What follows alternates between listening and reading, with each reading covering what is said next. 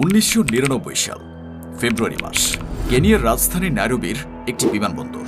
একটা কালো গাড়ি এসে থামল রানওয়ের ঠিক পাশে, যেখানে একটা ছোট্ট বিমান অপেক্ষা করছিল। গাড়ি থেকে নামলেন একজন মানুষ, যাকে খুঁজছিল তুরস্ক সরকার গত 15 বছর ধরে। তার নাম আব্দুল্লাহ ওজালান, কুর্দিস্তান ওয়ার্কার্স পার্টি বা পিকেকে নামের একটি সশস্ত্র সংগঠনের প্রতিষ্ঠাতা, যাদের সাথে তুরস্ক সরকারের সংঘর্ষে ইতিমধ্যে 40,000-এর বেশি মানুষ প্রাণ হারিয়েছিলেন। গ্রিসের গোয়েন্দা সংস্থা তাকে নিরাপদে অন্য কোথাও সরিয়ে নেওয়ার চেষ্টা করছিল, কেনিয়ার নাইরোবিতে গ্রিসের দূতাবাসে লুকিয়ে রেখে। কিন্তু পরিস্থিতি জটিল হয়ে উঠছিল, আর গ্রিস সরকার তাকে দ্রুত সরিয়ে ফেলতে চাইছিল। মজার বিষয় হলো, এই পুরো অভিযানের পেছনে ছিল একটি গোপন আন্তর্জাতিক সমঝোতা। আমেরিকার গোয়েন্দা সংস্থা সিআইএ তুরস্ক সরকারকে জানিয়ে দিল তারা ওজালানের অবস্থান সম্পর্কে তথ্য দেবে, তবে শর্ত ছিল তাকে জীবিত অবস্থায় ধরতে হবে, ন্যায্য বিচার দিতে হবে, আর মৃত্যুদণ্ড দেওয়া যাবে না। তুরস্ক সরকার এই শর্তে রাজি হয়। শেষ পর্যন্ত তাকে একটা বিমানে তোলা হলো। তাকে বলা হয়েছিল আরও নিরাপদ কোনো জায়গায় নিয়ে যাওয়া হচ্ছে। কিন্তু বিমানের দরজা বন্ধ হওয়ার সাথে সাথে সব কিছু পাল্টে গেল। ভেতরে অপেক্ষা করছিলেন তুরস্কের গোয়েন্দা সংস্থার এজেন্টরা। মুহূর্তের মধ্যেই তাকে হাতকড়া পরানো হলো, চোখ বেঁধে ফেলা হলো, আর বিমান উড়ে গেল সরাসরি তুরস্কের দিকে। 15 বছর ধরে যাকে ধরতে ব্যর্থ হয়েছিল তুরস্কের বিশাল সেনাবাহিনী, তাকে শেষ পর্যন্ত ধরে ফেলল একটা গোয়েন্দা সংস্থা। কূটনৈতিক কৌশল আর গোপন অভিযানের মাধ্যমে একটাও গুলি না চালিয়ে। এ ঘটনার পর তুরস্ক জুড়ে বিশাল উৎসব শুরু হয়। তৎকালীন প্রধানমন্ত্রী সাংবাদিকদের সামনে ঘোষণা দেন, আমরা সবসময় বলেছি আমাদের রাষ্ট্র তাকে যেখানেই থাকুক না কেন ধরে ফেলবে। আমরা আমাদের কথা রেখেছি। এই একটা ঘটনা তুরস্কের গোয়েন্দা সংস্থার সুনাম আন্তর্জাতিক মহলে বহুগুণ বাড়িয়ে দেয়। এই সংস্থার নাম মিল্লি ইস্তিহবারাত তেলকিসাতি, সংক্ষেপে MIT, তুরস্কের জাতীয় গোয়েন্দা সংস্থা।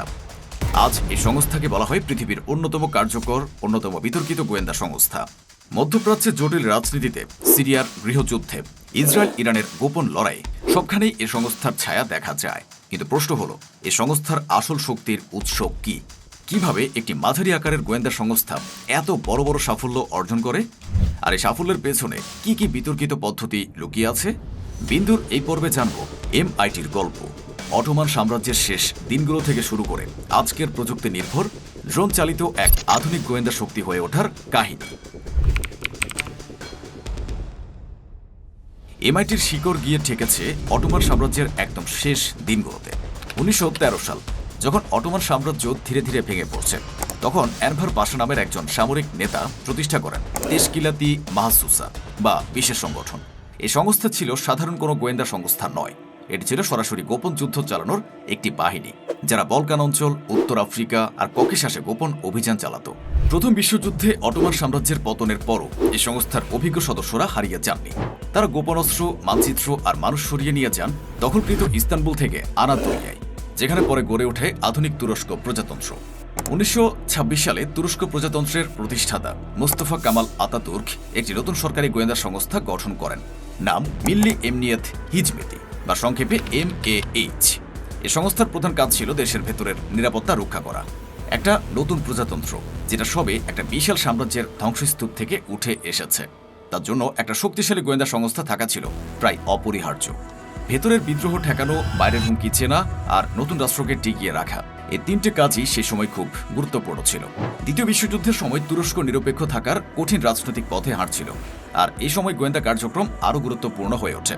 একদিকে জার্মানি, অন্যদিকে মিত্র শক্তি, দুই পক্ষই তুরস্কের ভূখণ্ড আর সম্পদের উপর নজর রাখছিল, আর তুরস্ককে নিজের স্বার্থ রক্ষায় সতর্ক গোয়েন্দাগিরি চালিয়ে যেতে হয়েছিল। শীতল যুদ্ধের সময়, বিশেষ করে 1952 সালে তুরস্ক ন্যাটোতে যোগ দেওয়ার পর, এ সংস্থার পশ্চিমা দেশগুলোর কাছ থেকে নতুন প্রশিক্ষণ আর সম্পদ পেতে শুরু করে। এই সময়টায় তুরস্ক হয়ে ওঠে সোভিয়েত ইউনিয়নের বিরুদ্ধে পশ্চিমা জোটের একটা গুরুত্বপূর্ণ সীমান্তবর্তী মিত্র। আর এই কৌশলগত অবস্থানই তুরস্কের গোয়েন্দা সংস্থাকে আন্তর্জাতিক নেটওয়ার্কের সাথে যুক্ত করে দেয়। 1965 সালে তুরস্কের পার্লামেন্ট MAH-কে ভেঙে দিয়ে প্রতিষ্ঠা করে নতুন সংস্থা মিল্লি ইস্তিহবারাত তেশকিলাতি, আজকের MIT। কিন্তু পরবর্তী প্রায় 4 দশক ধরে এই সংস্থা এক ধরনের দ্বিধা বিভক্ত অবস্থায় থাকে।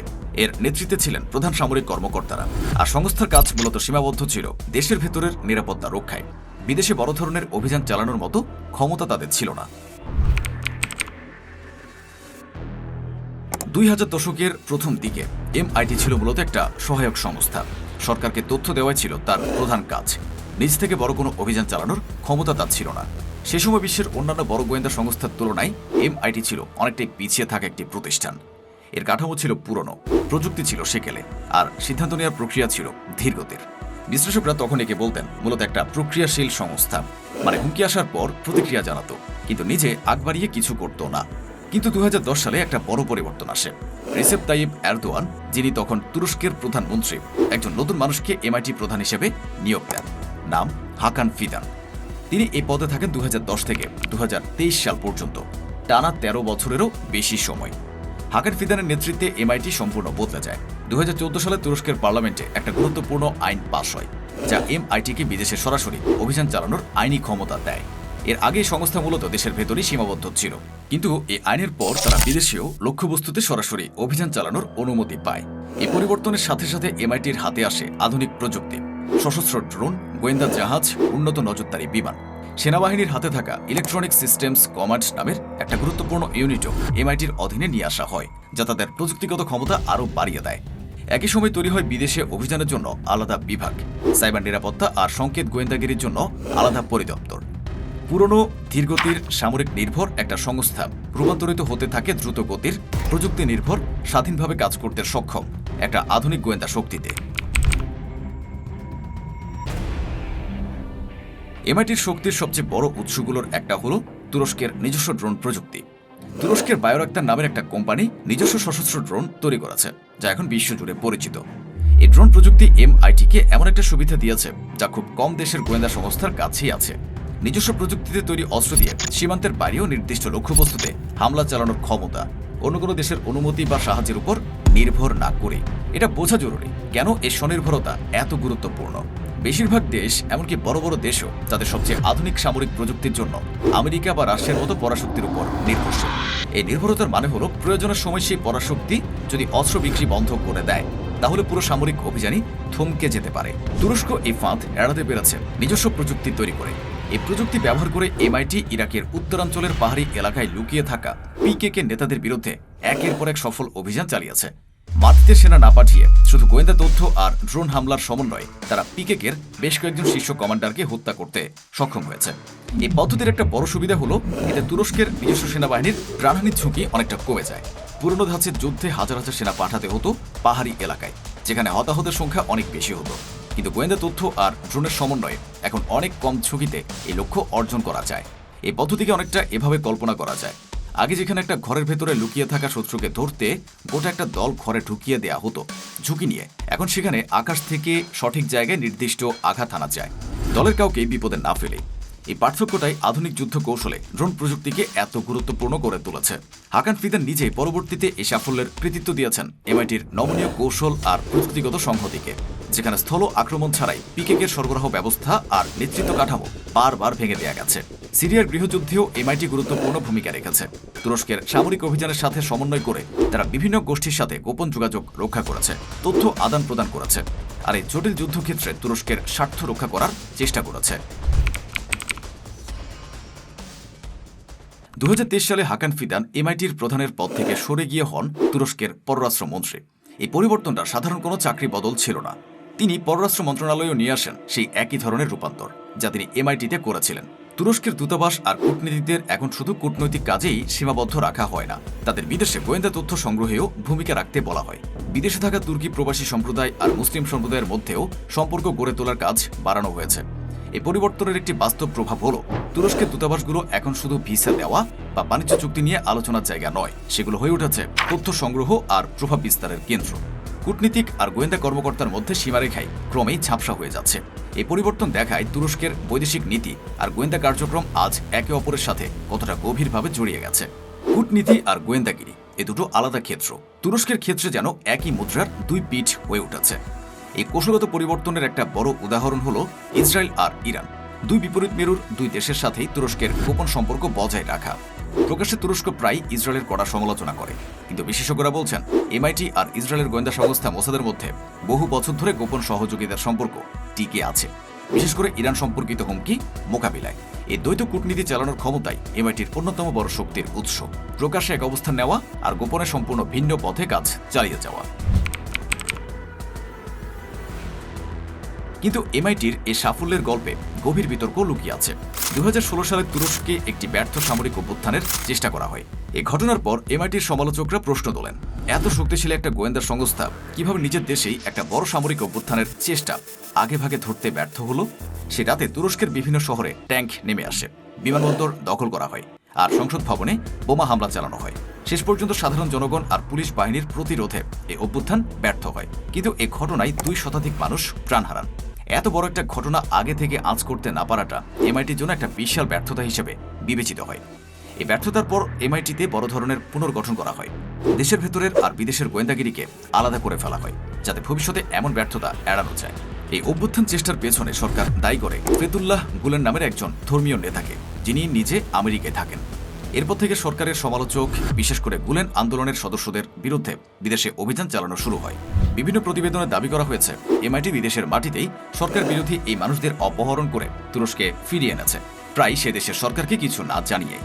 আরেকটি বিতর্কিত বিষয় হল তুরস্কের আইন পরিবর্তন করে এমআইটির এজেন্টদের ফৌজদারি তদন্ত থেকে প্রায় সম্পূর্ণ দায়মুক্তি দেওয়া হয়েছে।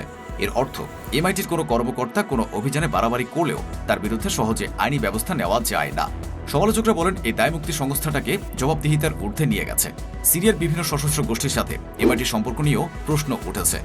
এমনকি হাকান ফিদান নিজে স্বীকার করেছেন জাতিসংঘের তালিকাভুক্ত একটি সশস্ত্র গোষ্ঠীর সাথে তথ্য আদান প্রদানের সম্পর্ক ছিল। যদিও তার ব্যাখ্যা ছিল এটা করা হয়েছিল আরও বিপজ্জনক আরেকটা গোষ্ঠীর বিরুদ্ধে লড়াইয়ের জন্য। এইসব অভিযোগ মিলিয়ে একটা প্রশ্ন তৈরি হয়, একটা গোয়েন্দা সংস্থা যখন প্রায় সীমাহীন ক্ষমতা পায়, জবাবদিহিতা ছাড়াই বিদেশেও অভিযান চালানোর অনুমতি পায়, তখন সে ক্ষমতার সীমা কোথায়, আর সেই সীমা কে ঠিক করে? তাহলে এমআইটির এই অবিশ্বাস্য সাফল্যের পেছনের আসল রহস্যটা কি? প্রথমত, ভৌগোলিক অবস্থান। তুরস্ক এমন একটা জায়গায় অবস্থিত যেখানে ইউরোপ, এশিয়া আর মধ্যপ্রাচ্য মিলিত হয়েছে। এই অবস্থানের কারণে তুরস্কের গোয়েন্দা সংস্থা স্বাভাবিকভাবেই এমন সব তথ্য আর প্রভাবের কেন্দ্রে থাকে যা অন্য অনেক দেশের কাছে পৌঁছানো কঠিন। এই ভৌগোলিক সুবিধাটা একটা উদাহরণ দিয়ে বোঝা যায়। একটা 4 রাস্তার মোড়ে যে দোকান থাকে, সেই দোকান স্বাভাবিকভাবেই বেশি মানুষ দেখে, বেশি খবর পায়, চারিদিকের খবরাখবর সবার আগে জানতে পারে। তুরস্কের অবস্থানটাও অনেকটা সেরকম। ইউরোপের খবর, মধ্যপ্রাচ্যের খবর, রাশিয়া আর ককেশাসের খবর সবকিছু তুরস্কের মধ্য দিয়ে বা তার আশপাশ দিয়ে প্রবাহিত হয়। দ্বিতীয়ত, রাজনৈতিক ইচ্ছাশক্তি। প্রেসিডেন্ট এরদোয়ানের নেতৃত্বে তুরস্ক সরকার এমআইটিকে ব্যাপক ক্ষমতা আর সম্পদ দিয়েছে, আইনি বাধা সরিয়ে দিয়েছে, যাতে সংস্থাটা দ্রুত সিদ্ধান্ত নিতে আর কাজ করতে পারে। এই রাজনৈতিক সমর্থন ছাড়া কোনো গোয়েন্দা সংস্থাই কার্যকরভাবে কাজ করতে পারে না। তৃতীয়ত, প্রযুক্তিগত স্বনির্ভরতা। বেশিরভাগ দেশ গুরুত্বপূর্ণ সামরিক প্রযুক্তির জন্য অন্য বড় শক্তির উপর নির্ভরশীল, কিন্তু তুরস্ক নিজস্ব ড্রোন প্রযুক্তি তৈরি করে ফেলেছে, যা তাদের এমন স্বাধীনতা দিয়েছে যা অন্য কোনো মাঝারি শক্তির দেশের নেই। চতুর্থত, নেতৃত্বের ধারাবাহিকতা। হাকান ফিদান 13 বছরেরও বেশি সময় ধরে এমআইটির নেতৃত্ব দিয়েছেন, যা তাকে দীর্ঘমেয়াদী পরিকল্পনা বাস্তবায়নের সুযোগ দিয়েছে। বেশিরভাগ গণতান্ত্রিক দেশে গোয়েন্দা প্রধানরা এত দীর্ঘ সময় দায়িত্বে থাকেন না, ফলে দীর্ঘমেয়াদী কৌশল বাস্তবায়ন করা কঠিন হয়ে পড়ে। তুলনা করলে দেখা যায় আমেরিকা বা ব্রিটেনের মতো দেশে গোয়েন্দা প্রধানরা সাধারণত কয়েক বছর পরপরই বদলে যান। ফলে একটা দীর্ঘমেয়াদী কৌশল শুরু করে সেটা শেষ পর্যন্ত বাস্তবায়ন করার ধারাবাহিকতা প্রায়ই বজায় থাকে না। হাকান ফিদানের দীর্ঘমেয়াদ তাকে সেই সুযোগ দিয়েছে, যা অন্য অনেক দেশের গোয়েন্দা প্রধানরা পান না। কিন্তু এইসব শক্তির সাথে সাথে একটা মূল্য দিতে হয়েছে। জবাবদিহিতার অভাব, আইনি দায়মুক্তি, বিদেশে বিতর্কিত অভিযান, এসব কিছু দীর্ঘমেয়াদে তুরস্কের আন্তর্জাতিক ভাবমূর্তির উপর প্রভাব ফেলতে পারে। এমন একটা সংস্থা যার ক্ষমতার তেমন কোনো সীমা নেই, সেটা স্বল্পমেয়াদে দারুণ ফল দিতে পারে, কিন্তু দীর্ঘমেয়াদে সেই একই ক্ষমতা ভুল হাতে পড়লে বিপজ্জনকও হয়ে উঠতে পারে। এমআইটির গল্প একটা জটিল প্রশ্ন তুলে ধরে। একটা গোয়েন্দা সংস্থার সাফল্যকে আমরা কিভাবে মূল্যায়ন করব? যদি শুধু কার্যকারিতার হিসাবে দেখি, তাহলে এমআইটির রেকর্ড সত্যি অসাধারণ। 15 বছর ধরে পলাতক থাকা একজন শীর্ষ বিদ্রোহী নেতাকে গোপন অভিযানে ধরে ফেলা, নিজস্ব প্রযুক্তিতে তৈরি ড্রোন দিয়ে সীমান্তের ওপারে শত্রুপক্ষের নেতৃত্বকে বারবার নিষ্ক্রিয় করে দেয়া, একই সাথে পরস্পর বিরোধী দুই পক্ষের সাথে গোপন সম্পর্ক বজায় রাখা, এসব কিছু প্রমাণ করে একটা সংস্থার কৌশলগত দক্ষতা। কিন্তু যদি নৈতিকতা আর জবাবদিহিতার প্রশ্ন তুলি, তাহলে ছবিটা অনেকটা জটিল হয়ে ওঠে। বিদেশে অপহরণ, নির্যাতনের অভিযোগ, আইনি দায়মুক্তি, এমন পদ্ধতি যা পৃথিবীর অনেক গণতান্ত্রিক দেশেই অগ্রহণযোগ্য বলে বিবেচিত হয়। এই দুই দৃষ্টিভঙ্গির মধ্যে সমন্বয় করা কঠিন, কারণ এগুলো আসলে দুটো আলাদা প্রশ্নের উত্তর। প্রথম প্রশ্ন হলো, সংস্থাটা কি তার লক্ষ্য অর্জনে সফল? দ্বিতীয় প্রশ্ন হলো, সেই লক্ষ্য অর্জনের পদ্ধতি কি ন্যায্য? এই দুই প্রশ্নের উত্তর একই সাথে ইতিবাচক আর নেতিবাচক হতে পারে, আর এটা বোধহয় আধুনিক গোয়েন্দা সংস্থাগুলোর সবচেয়ে জটিল বাস্তবতা। একটা সংস্থা তার নিজের দেশের নিরাপত্তা রক্ষায় অসাধারণ সাফল্য দেখাতে পারে, অথচ সেই একই সংস্থা অন্য দেশের নাগরিকদের অধিকারের প্রশ্নে গুরুতর বিতর্কের জন্ম দিতে পারে। এমআইটির ক্ষেত্রে প্রথম প্রশ্নের উত্তরটা স্পষ্টভাবে হ্যাঁ, কিন্তু দ্বিতীয় প্রশ্নের উত্তর অনেক বেশি অস্পষ্ট, অনেক বেশি বিতর্কিত। আরেকটা গুরুত্বপূর্ণ দিক হলো এমআইটির এই মডেল এখন অন্যান্য দেশও অনুসরণ করার চেষ্টা করছে। ছোট আর মাঝারি আকারের অনেক দেশ দেখছে কিভাবে সীমিত সম্পদ নিয়েও প্রযুক্তিগত উদ্ভাবন আর রাজনৈতিক সংকল্পের মাধ্যমে বড় শক্তির মতো প্রভাব তৈরি করা সম্ভব। এই দিক থেকে এমআইটির গল্প শুধু তুরস্কের জন্য নয়, বিশ্বজুড়ে গোয়েন্দা কৌশলের ভবিষ্যৎ নিয়েও একটা গুরুত্বপূর্ণ শিক্ষা দেয়। হয়তো এটাই আধুনিক গোয়েন্দা সংস্থাগুলোর একটা সাধারণ বাস্তবতা। যত বেশি ক্ষমতা তত বেশি সাফল্য, কিন্তু সেই সাথে তত বেশি প্রশ্ন, তত বেশি সন্দেহ। এমআইটি প্রমাণ করেছে একটা মাঝারি আকারের দেশও সঠিক প্রযুক্তি, রাজনৈতিক সমর্থন আর কৌশলগত সাহসের মিশ্রণে বিশ্ব রাজনীতিতে অসামান্য প্রভাব ফেলতে পারে। কিন্তু সেই প্রভাবের দাম কারা দিচ্ছে, আর সেই ক্ষমতার সীমারেখা আসলে কোথায়, এই প্রশ্নগুলোর উত্তর হয়তো আরও অনেক বছর ধরে বিতর্কের বিষয় হয়েই থাকবে।